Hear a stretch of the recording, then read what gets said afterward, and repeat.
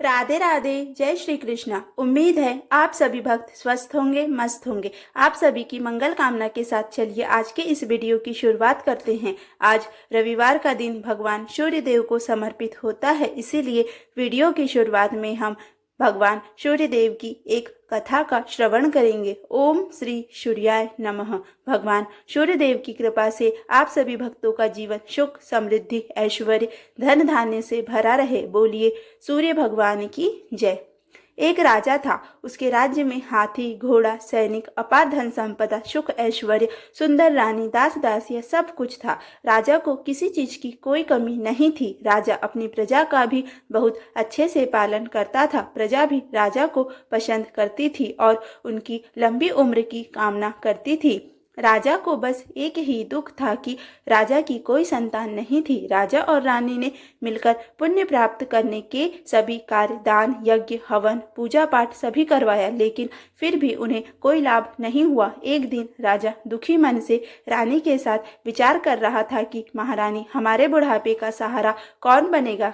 कि उसी समय उस राजा के द्वार पर एक साधु महाराज आए तो दासी महारानी को बताने आई कि कोई साधु महाराज आए हैं। तब रानी महाराज को यह कहती है कि महाराज, यह मेरे जीवन का अंतिम दान है। यह कहकर वह एक सोने के कटोरे में चावल भरकर साधु महाराज को देने के लिए आती है। साधु महाराज महारानी के चेहरे की उदासी को समझ जाते हैं और कहते हैं कि महारानी, आप इतनी दुखी क्यों है। तब महारानी कहती है कि साधु महाराज, हमने संतान प्राप्ति के लिए न जाने कितने यत्न किए, फिर भी हमारी इच्छा अधूरी है। तब साधु महाराज कहते हैं कि आपकी संतान प्राप्ति की इच्छा अवश्य ही पूरी होगी, लेकिन उसकी उम्र सिर्फ 16 वर्ष ही होगी। और साधु महाराज ने अपने थैले से भभूति निकाली और महारानी को देते हुए कहा कि आप महाराज के साथ इसे ग्रहण कीजिए। तब महारानी दौड़ती हुई महाराज के पास जाती है और उन्हें सब कुछ बताती है। महाराज कहते हैं कि हमने इतने पुण्य के कार्य करवाए, उससे तो कुछ नहीं हुआ, अब इससे क्या होगा। पर रानी कहती है कि महाराज, अब तक हमने इतना कुछ अब किया है, अब इसे भी करके देख लेते हैं। तब रानी की खुशी के लिए राजा मान जाता है और दोनों भभूत खाकर सो जाते हैं। कुछ दिन बीतने के बाद रानी गर्भवती हो जाती है और 9 माह 9 दिन 9 घंटे के बाद एक सुंदर पुत्र को जन्म देती है। अब तो राजा और रानी की खुशी का ठिकाना ही न था। दोनों अपने बेटे की अच्छी परवरिश में लग गए, उसकी हर इच्छा पूरी करने लगे। जब वह 8 वर्ष का हुआ तो उसकी शिक्षा प्रारंभ करवा दी गई और जब वह 12 वर्ष का हुआ तब उसका विवाह करवा दिया गया। एक दिन राजकुमार राजा से आकर कहता है कि पिताजी, मैं अपने राज्य को देखना चाहता हूँ। तब उसके पिताजी को चिंता होती है क्योंकि राजकुमार को 16वां वर्ष शुरू हो चुका था, किंतु पुत्र की बात मानकर राजा उसे हाँ कर देता है, किंतु वह कहता है कि यह बात तुम अपनी पत्नी को भी मत बताना। तब राजकुमार दिन भर अपनी पत्नी के साथ रहता और रात में राज्य में घूमने जाता। यह बात उसकी पत्नी को भी पता नहीं थी। एक दिन अचानक छोटी रानी जाग जाती है। वह अपने पति को बिस्तर पर ना देखकर चिंतित हो जाती है और अपने पति को ढूंढने लगती है, किंतु वह उसे नहीं मिलता और वह सो जाती है। सुबह उठते ही वह अपने पति को बिस्तर पर देखती है पर उससे कुछ नहीं कहती। दूसरे दिन भी रात में यही घटना घटित हुई, जिससे छोटी रानी दुखी रहने लगी। उसने खाना पीना सब छोड़ दिया। यह सब छोटी रानी की एक दासी समझ गई और उसने छोटी रानी से कहा कि आप महारानी चिंतित क्यों होती है। तब छोटी रानी ने उसे सब कुछ बताया। तब दासी ने कहा कि आप राजकुमार का पीछा कीजिए। तब छोटी रानी उसी रात जब राजकुमार जा रहे थे तो उनके मार्ग में आ गई और पूछा, आप कहाँ जा रहे हैं। तब राजकुमार ने कहा, मैं तुम्हें नहीं बता सकता। उस दिन राजकुमार के 16वें वर्ष का अंतिम दिन था। राजकुमार ने कहा, यदि मैंने तुम्हें बताया तो तुम मुझे इसके बाद कभी भी नहीं देख पाओगी। तब छोटी रानी ने कहा, ठीक है, आप मुझे बताइए। जैसे ही राजा ने छोटी रानी को बताया, वह एक श्वेत अश्व में परिवर्तित हो गया और तेजी से महल के बाहर चला गया। छोटी रानी ने यह सब कुछ अपने ससुराल वालों को बताया। अब राजकुमार के माता पिता बहुत चिंतित रहने लगे। उन्होंने राजकुमार को बहुत ढूंढा पर वह नहीं मिले। एक दिन रानी ने अपने ससुर से कहा कि मैं अपने पति को ढूंढने जा रही हूँ। तब उसके ससुर ने उसे आज्ञा दे दी। छोटी रानी कुछ दास दासियों को अपने साथ लेकर एक चौराहे पर भोजनालय खोलती है और जो छोटी रानी को आकर नई बात बताता है उसे फ्री में भोजन कराती है। एक दिन एक बुढ़िया माई मैदान में कंडे जमा कर रही थी। अचानक उसके सामने एक गाय आ जाती है और वह एक सुरंग को अपने सिंग से हटाकर नीचे जा रही होती है। उसी समय वह बुढ़िया माई गाय की पूंछ पकड़ लेती है, जिसके कारण वह भी नीचे चली जाती है।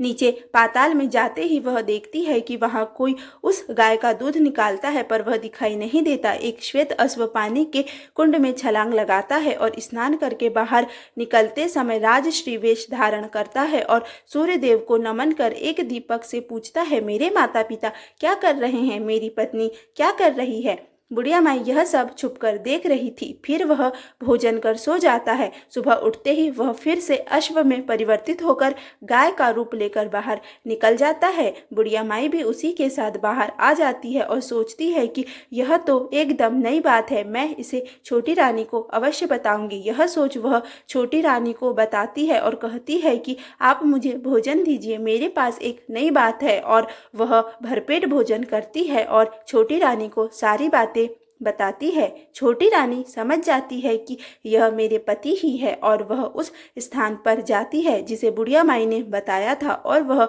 उसी तरह गाय की पूंछ पकड़कर अंदर चली जाती है। अब फिर से वही सब घटित होता है। छोटी रानी खुद को रोक नहीं पाती और अपने पति के पास चली जाती है, किंतु उसका पति कहता है कि तुम मुझे स्पर्श मत करो, नहीं तो तुम मुझे देख नहीं पाओगी, एक बार तुम गलती कर चुकी हो। तब छोटी रानी अपने पति से माफी मांगते हुए इसका उपाय पूछती है। तब वह कहता है कि जब तुम यहाँ से बाहर जाओगी तब तुम्हें 7 बड़े घने जंगल मिलेंगे। 7वें जंगल में बीच में एक पीपल का पेड़ मिलेगा। वह पेड़ जंगली पशुओं, शाप आदि से घिरा है। वहां प्रतिदिन 12 बजे सूर्य देव अपने रथ पर सवार होकर आते हैं। यदि तुम उस पेड़ को साफ सुथरा करोगी तो सूर्य देव प्रसन्न होंगे और तुम्हारी इच्छा अनुसार फल देंगे। तब तुम उन्हें उनके रथ के दाहिने साइड का पहला घोड़ा मांगना, तब वे तुम्हें अवश्य देंगे। छोटी रानी ऐसा ही करती है। उसका पति और कोई नहीं सूर्य देव के रथ का घोड़ा होता है जो वह सूर्य देव से मांग लेती है। उसके बाद छोटी रानी फिर से पाताल लोक में जाती है और अपने पति को वापस लाती है। सूर्य देव की कृपा से छोटी रानी को उसका पति वापस मिल जाता है। बोलिए सूर्य भगवान की जय। श्री सूर्य चालीसा। कनक बदन कुंडल मकर मुक्ता माला अंग पद्मासन स्थित ध्याये शंख चक्र के संग। जय सविता जय जयति दिवाकर सहस्त्रांश सप्ताश्वति मिरहर भानु पतंग मरीचि भास्कर सविता हंस सुनुर विभाकर विवस्वान आदित्य विकर्दन मारतंड हरिरूप विरोचन अंबर मणि खग रवि कहलाते वेद हिरण्य गर्भ कह गाते। सहस्त्रांशु प्रधोतन कही कही मुनिगण होत प्रसन्न मोद लही। अरुण सदृश सारथी मनोहर हांकत है साता चढ़ी रथ पर। मंडल की महिमा अति न्यारी तेज रूप केरी बलिहारी। उच्च शुरा सदृश है ज्योति देखी पुरंदर लज्जित होते। मित्र मरीचि भानु अरुण भास्कर सविता सूर्य अर्क खग कलिहर। पूषा रवि आदित्य नामले हिरण्य गर्भाय नमः कही कय। द्वादश नाम प्रेम सो गावे मस्तक 12 बार नवावे। 4 पदार्थ सो जन पावे दुख दारिद्र अधपुंज नसावे। नमस्कार को चमत्कार्य विधि हरिहर को कृपाचार्य। सेवे भानु तुम ही मन लाई अष्ट सिद्धि नवनिधि ते ही पाई। 12 नाम उच्चारण करते सहस जन्म के पातक टरते। उपाख्यान जो करते तव जन रिपु सो जम लहते सोते ही छन। छन सुत जुत परिवार बढ़तु है प्रबल मोह को फंद कटतु है। अर्क शीस को रक्षा करते रवि ललाट पर नित्य बिहरते। सूर्य नेत्र पर नित्य विराजत कर्ण देश पर दिन कर छाजत। भानु नाशिका वास करहु नित भास्कर करत सदा मुख कौहित। ओठ रहे परजन्य हमारे रसना बीच तीक्ष्ण बस प्यारे। कंठ सुवर्ण रेत की शोभा तिगमते जस कांधे लोभा। पूषा बाहु मित्र पीठ ही पर त्वष्टा वरुण रहम सुउष्ण कर। युगल हाथ पर रक्षा कारण भानुमान उर सर्म शु उदर्शन। बसत नाभि आदित्य मनोहर कटि मह हंस रहत मन मुदभर। जंघा गोपति सविता बासा गुप्त दिवाकर करत हुलाशा। विवस्वान पद की रखवाली 12 बसते नित तमहारी। सहस्त्रांशु सर्वांग संहारो रक्षा कवच विचित्र विचारे अस जो जन अपने न माही भय जग बीच करहुते ही नाही दरिद्र कुष्ठ ते ही कभु न व्यापै जो जन या को तन मह जापै अंधकार जग का जो हरता नव प्रकाश से आनंद भरता ग्रह गण ग्रसी न मिटावत जाहि कोटि बार में प्रण न ताहि मंद सदृश सुत जग में जाके धर्मराज सम अद्भुत बाके धन्य धन्य तुम दिन मनि देवा किया करत सुरमुनि नर सेवा भक्ति भाव युत पूर्ण नियम सो दूर हटत सो भव के भ्रम सो परम धन्य सो नर तनधारी है प्रश्न जहि पर तम हारी अरुण माघ मह सूर्य फाल्गुन अद वेदांग नाम रवि उदय भानु उदय वैशाख गिनावे ज्येष्ठ इंद्र आषाढ़ रवि गावे यम भादो आश्विन हिमरेता कार्तिक होत दिवाकर नेता अगहन भिन्न विष्णु है पुसहि पुरुष नाम रवि है मलमास ही भानु चालीसा प्रेम युत गावहि जे नर नित्य सुख संपदि लहे विविध हो ही सदा कृत कृत्य। अब हम आगे वीडियो में रवि प्रदोष व्रत की कथा का श्रवण करेंगे। रविवार के दिन यह व्रत आने के कारण इसे रवि प्रदोष व्रत कहा जाता है। प्रदोष व्रत हर महीने के दोनों पक्ष की त्रयोदशी को रखा जाता है। 2025 फरवरी महीने का पहला प्रदोष व्रत मतलब माघ मास के शुक्ल पक्ष की त्रयोदशी तिथि का प्रारंभ 9 फरवरी 2025 को संध्या 7:25 पर होगी। वहीं इस तिथि का समापन 10 फरवरी 2025 को संध्या 6:57 पर पूर्ण होगी।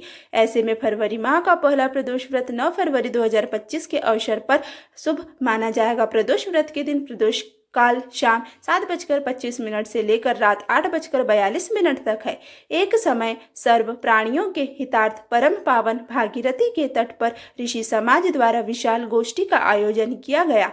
इस सभा में व्यास जी के परम शिष्य पुराणवेत्ता सूत जी महाराज हरि कीर्तन करते हुए पधारे। सूत जी को आते हुए देख सौनकादि 88,000 ऋषि मुनियों ने खड़े होकर दंडवत प्रणाम किया।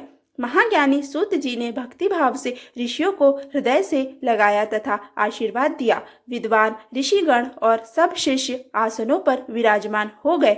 सौनकादि ऋषि ने पूछा, हे पूज्यवर महामते, कृपया यह बताने का कष्ट करे कि मंगलप्रद कष्ट निवारक यह व्रत सबसे पहले किसने किया और उसे क्या फल प्राप्त हुआ। श्री सूत जी बोले, आप सभी शिव के परम भक्त हैं। आपकी भक्ति को देखकर मैं व्रती मनुष्यों की कथा कहता हूँ। ध्यान से सुनो। रवि प्रदोष व्रत कथा। रवि प्रदोष व्रत की कथा के अनुसार एक गांव में अति दीन ब्राह्मण निवास करता था। उसकी साध्वी स्त्री प्रदोष व्रत किया करती थी। उसे एक ही पुत्र रत्न था। एक समय की बात है, वह पुत्र गंगा स्नान करने के लिए गया।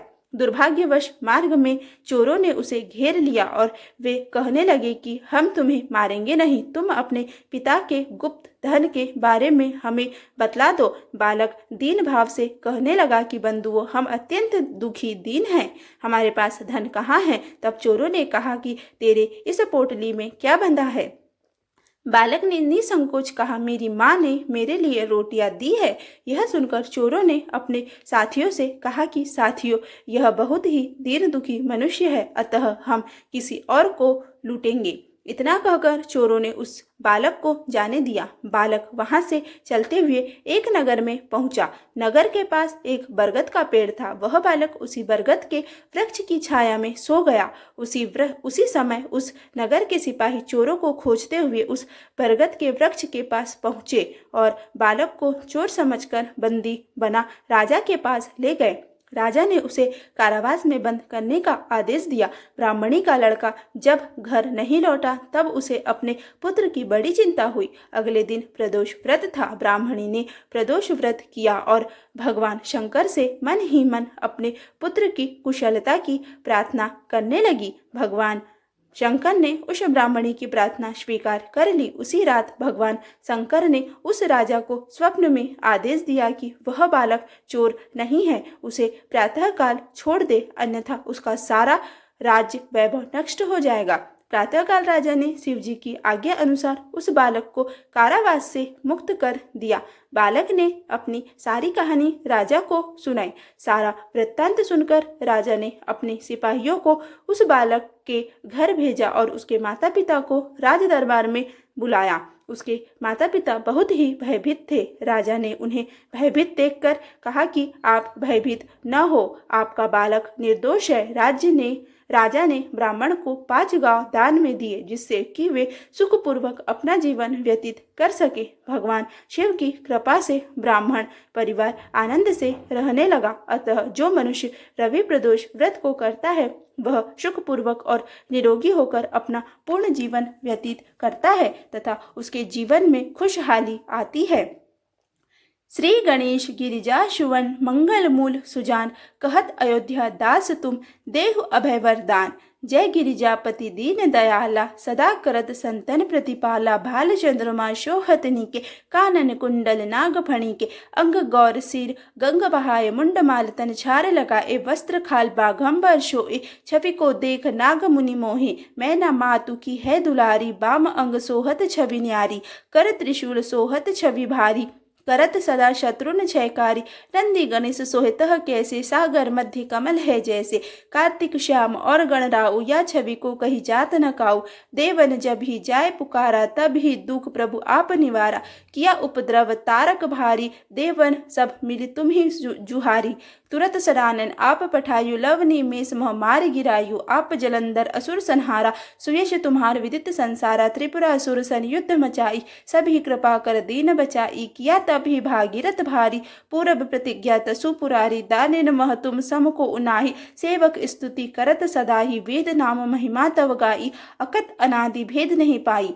प्रगट उदती मंथन में ज्वाला, जरे सुरासुर भय विहाला। किन्ह दयातः करी सहाय, नीलकंठ तब नाम कहाई।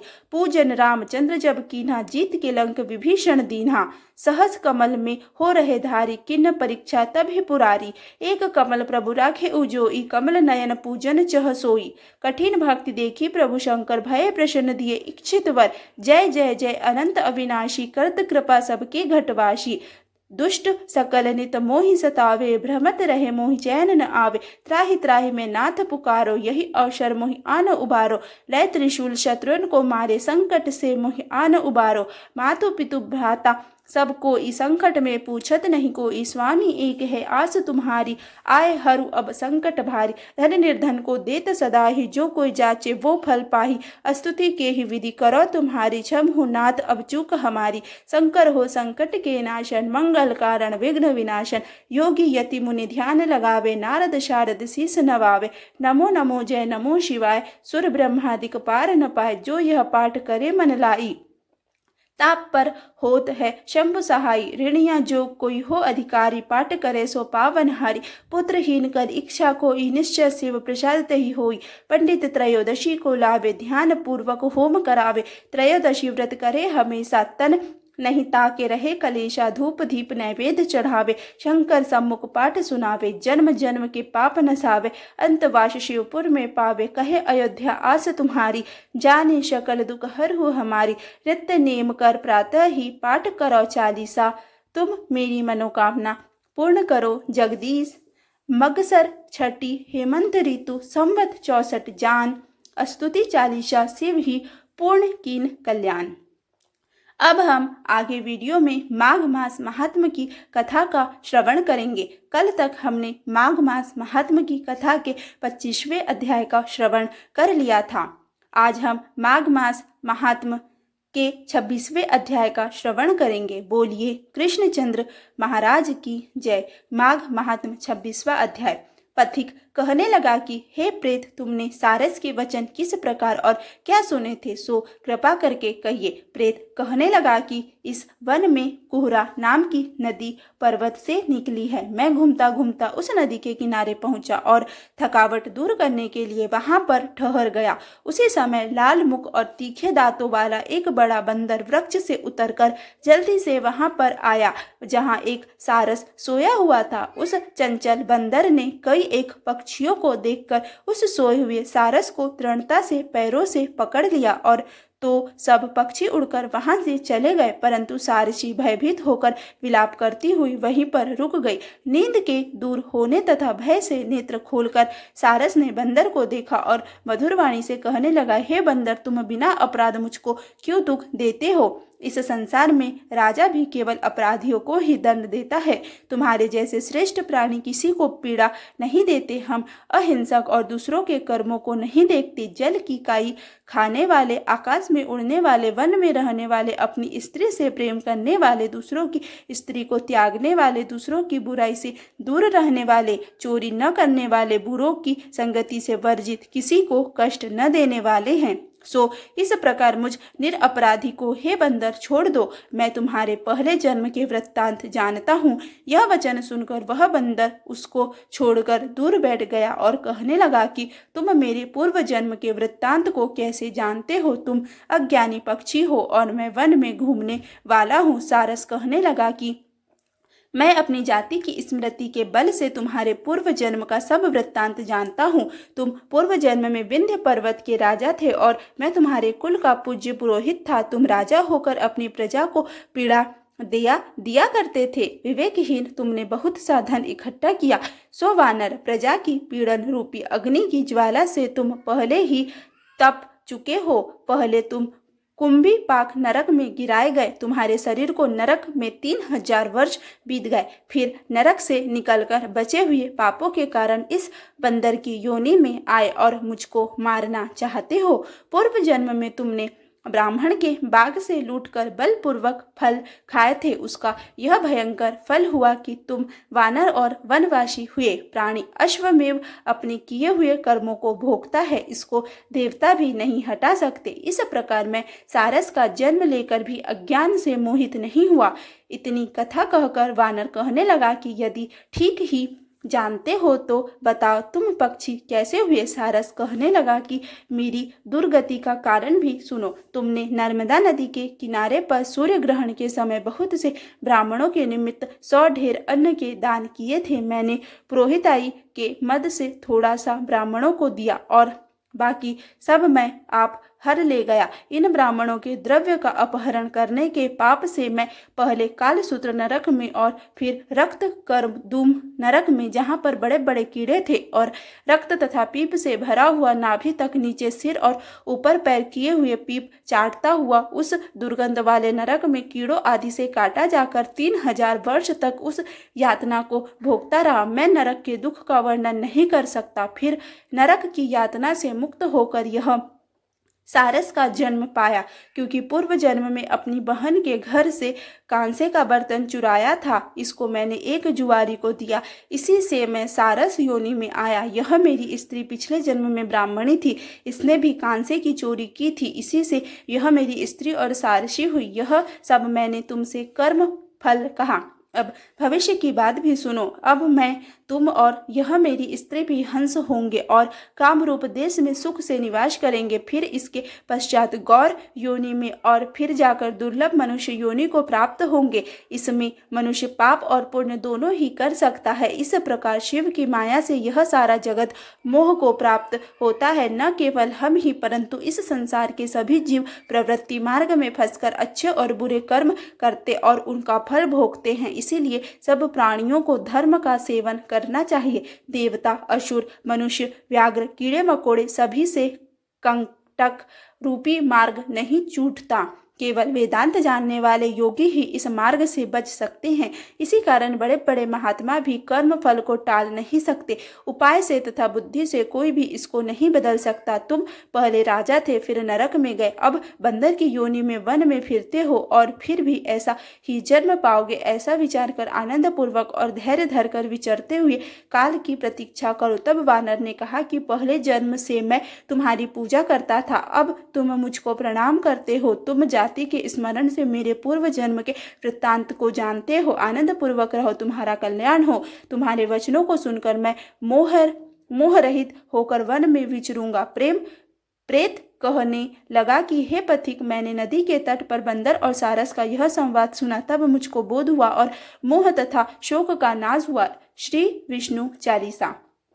श्री विष्णु सुनिए विनय सेवक की चितलाय कीरत कुछ वर्णन करूं दीजिए ज्ञान बताए। नमो विष्णु भगवान खरारी कष्ट नशावन अखिल बिहारी प्रबल जगत में शक्ति तुम्हारे त्रिभुवन फैल रही उजियारी। सुंदर रूप मनोहर शूरत सरल स्वभाव मोहिनी मूरत तन पर पीताम्बर अति सोहत बैजनती माला मनमोहत शंख चक्र कर गदा विराजे देखत दैत्य असुर दल भाजे। सत्य धर्म मद लोभ न गाजे काम क्रोध मद लोभ न छाजे। संत भक्त सज्जन मनरंजन धनुज असुर दुष्टन दल गंजन। सुख उपजा ए कष्ट सब भंजन दोष मिटा ए करत जन सज्जन। पाप काट भव सिंधु उतारन कष्ट नाश कर भक्त उबारन। करत अनेक रूप प्रभु धारण केवल आप भक्ति के कारण। धरनी धेनु बन तुम ही पुकारा तब तुम रूप राम का धारा। भार उतार असुर दल मारा रावण आदिक को संहारा। आप बराह रूप बनाया हिरण्य अक्ष को मार गिराया। धर्म दश तन सिंधु बनाया 14 रत्नन को निकलाया। अमिलक असुरन द्वंद्व मचाया रूप मोहिनी आप दिखाया। देवन को अमृत पान कराया असुरन को छवि से बहलाया। कर्म रूप धर सिंधु मछाया मंद्रांचल गिरि तुरत उठाया। शंकर का तुम फंद छुड़ाया भस्मासुर को रूप दिखाया। वेदन को जब असुर डुबाया कर प्रबंध उन्हें ढूंढवाया। मोहित बनकर खल ही नचाया उसी ही कर से भस्म कराया। असुर जलंधर अति बलदाई शंकर से उनकी न लड़ाई। हार पाल शिव शकल बनाई कीन सती से छल खल जाई। सुमिरन कीन तुम्हें शिवरानी बतलाई सब विपद कहानी। तब तुम बने मुनीश्वर ज्ञानी वृंदा की सब सुरति भुलानी। देखत तीन धनुज सैतानी वृंदा आए तुम्हें लपटानी। हो स्पर्श धर्म क्षति मानी हना असुर उर शिव सैलानी। तुमने ध्रुव प्रहलाद उबारे हिरण्याकुश आदिक खल मारे। गणिका और अजामिल तारे बहुत भक्त भव सिंधु उतारे। हरहु शकल संताप हमारे कृपा करु हरि सिर जनहारे। देखो हो मैं निज दर्श तुम्हारे दीन बंधु भक्तन हितकारे। चाहत आपका सेवक दर्शन करहु दया अपने मधुसूदन। जानो नहीं योग्य जप पूजन हो यज्ञ स्तुति अनुमोदन। शील दया संतोष सुलक्षण विदित नहीं व्रत बोध विलक्षण। करहु आपका किस विधि पूजन कुमति विलोक होत दुख भीषण। करहु प्रणाम कौन विधि सुमिरन कौन भांति में करहु समर्पण। सुर मुनि करत सदा सेवकाई हर्षित रहत परम गति पाई। दीन दुखिन पर सदा सहाय निज जन जान लेव अपनाई। पाप दोष संताप नशाओ भव बंधन से मुक्त कराओ। सुख संपत्ति दे सुख उपजाओ निज चरणन का दास बनाओ। निगम सदा ये विनय सुनावे पढ़े सुने जो जन सुख पावे। श्री तुलसी चालीसा। श्री तुलसी महारानी करो विनय सिरनाय। जो मम हो संकट विकट दीजे मात नसाय। नमो नमो तुलसी महारानी महिमा अमित न जाय बखानी। दियो विष्णु तुमको सन्माना जग में छायो सुयश महाना। विष्णु प्रिया जय जयति भवानी तिहु लोक की हो सुख खानी। भगवत पूजा कर जो कोई बिना तुम्हारे सफल न होई। जिन घर तब नहीं होय निवासा उस घर कर ही विष्णु नहीं वासा। करे सदा जो तव नित सुमिरन ते ही के काज होय सब पूरन। कार्तिक मास महात्म तुम्हारा ताको जानत सब संसारा। तव पूजन जो करे कुवारी पावे सुंदर वर्ष कुमारी। कर जो पूजन नित प्रति नारी सुख संपत्ति दे होय सुखारी। वृद्धा नारी करे जो पूजन मिले भक्ति होवे पुलकित मन। श्रद्धा से पूजे जो कोई भवनिधि से तर जावे सोई। कथा भागवत यज्ञ करावे तुम बिन नहीं सफलता पावे। छायो तब प्रताप जग भारी ध्यावत तुम ही सकल चितधारी। तुम ही मात यंत्रनन तंत्रन सकल काज सिद्धि होवे क्षण में। औषधि रूप आप हो माता सब जग में तब यश विख्याता। देव ऋषि मुनि औ तपधारी करत सदा तब जय जयकारी। वेद पुराणन तब यश गाया महिमा अगम पार नहीं पाया। नमो नमो जय जय सुखकारिणी नमो नमो जय दुख निवारिणी। नमो नमो सुख संपत्ति देनी नमो नमो अघ काटन छेनी। नमो नमो भक्तन दुख हरणी नमो नमो दुष्टन मद छेनी। नमो नमो भवपार उतारणी नमो नमो पर लोक सुधारणी। नमो नमो निज भक्त उबारणी नमो नमो जन काज सवारिणी। नमो नमो जय कुमति नशावनी नमो नमो सुख उपजावनी। जयति जयति जय तुलसी माई प्याऊ तुमको शीस नवाई। निज जन जानी मुई अपनावो बिगड़े कारज आप न बनाओ। करूँ विनय मैं मात तुम्हारी पूरन आशा करहु हमारी। शरण चरण कर जोरी मनाऊ निश दिन तेरे ही गुण गाऊ। कहूँ मात यह सब मोह पर दाया निर्मल होय सकल ममकाया। मंगू मात यह बर दीजे सकल मनोरथ पूर्ण कीजे। जनो नहीं कुछ नेम अचारा क्षमहु मात अपराध हमारा। बरह मास करे जो पूजा ता सम जग में और न दूजा। प्रथम ही गंगा जल मंगवावे फिर सुंदर स्नान करावे, चंदन अक्षत पुष्प चढ़ावे, धूप दीप नैवेद्य लगावे, करे आचमन गंगा जल से, ध्यान करे हृदय निर्मल से, पाठ करे फिर 40 की, स्तुति करे मात तुलसा की। यह विधि पूजा करे हमेशा, ताके मन नहीं रहे कलेशा, करे मास कार्तिक का साधन, सो वे नित पवित्र सिद्ध हुई जाही। है यह कथा महासुखदाई, पढ़े सुने जो भव तर जाई, तुलसी मैया तुम कल्याणी, तुमरी महिमा सब जग जानी। भावना माँ तुझे माँ नित नित ध्यावे, गा कर माँ तुझे रिझावे, यह श्री तुलसी चालीसा पाठ करे जो कोई, गोविंद सो फल पावही जो मन इच्छा होए। यदि यह वीडियो आप लोगों को अच्छा लगा हो तो प्लीज़ वीडियो को लाइक करें, वीडियो को ज़्यादा से ज़्यादा शेयर करें तथा चैनल पर पहली बार आए हैं तो चैनल को सब्सक्राइब करना बिल्कुल भी ना भूलें। धन्यवाद।